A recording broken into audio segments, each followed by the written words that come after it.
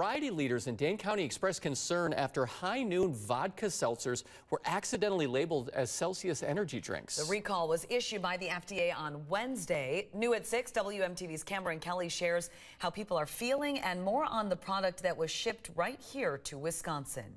High Noon issued a recall for their beach variety vodka seltzer cases after some cans were mislabeled as Celsius Astro Vibe Sparkling Blue Razzle Edition. Really, it's just a tough situation overall.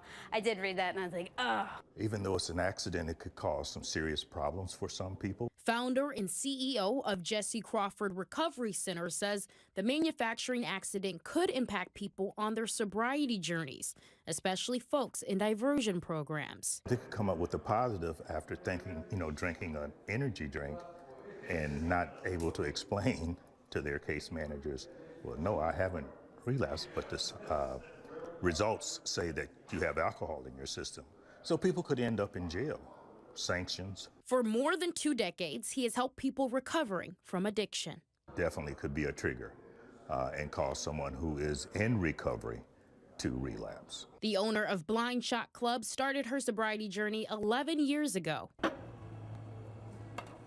Michelle Duvall says the recall is alarming. If I was starting out fresh and really working towards making certain changes and changing things in my lifestyle, and then this were to happen, I'd be like, oh, that could be really upsetting. She says everyone's path to sobriety is different. It's my personal opinion that if you did not go out and seek to, say, let's break your sobriety and an accident happens, that doesn't necessarily break your sobriety. It wouldn't for me. Reporting in Dane County, Cameron Kelly, WMTV 15 News.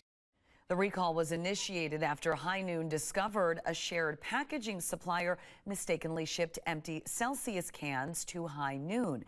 Other states that received the product: Florida, New York, Ohio, South Carolina, and Virginia. No illnesses have been reported.